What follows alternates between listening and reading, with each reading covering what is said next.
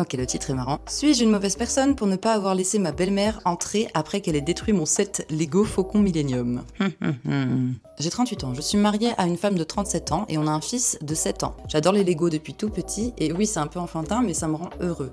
Alors j'ai gardé ça comme hobby toute ma vie d'adulte. En 2024, j'ai passé des mois à construire le Faucon Millennium avec mon fils. C'est notre fierté à tous les deux et je le montre souvent aux invités. Ma femme ne comprend pas trop le délire, mais ça ne la dérange pas non plus. Début mars, les parents de ma femme sont venus passer une semaine avec nous. Comme je le fais d'habitude avec les invités, je leur ai demandé s'ils voulaient voir ma collection Lego. Ils ont accepté et j'ai montré le Faucon Millennium à son père et à sa mère.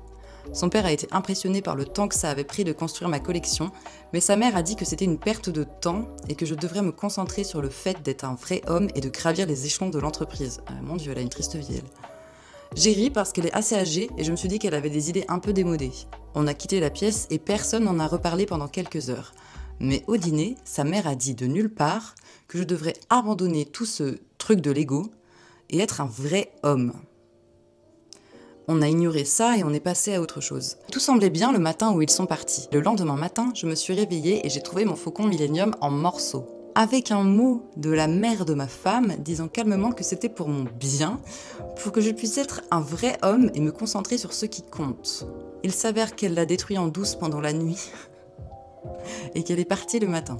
Mon fils et moi étions très contrariés. Je l'ai appelée le matin, mais elle a refusé de s'excuser. Je lui ai dit que tant qu'elle ne s'excuserait pas, il ne reviendrait plus. Ma femme n'est pas contente de ma décision et honnêtement, je commence à me demander si j'ai trop réagi. Est-ce que j'ai été trop loin ou ai-je raison? Non mais c'est fou!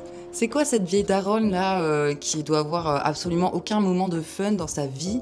Genre, c'est bon, c'est sa passion, il aime construire des Legos, c'est cool, ça veut dire que ce mec a une vie en fait. Genre, entre les moments où il fait métro, boulot, dodo, mais il y a des moments où il fait des Legos.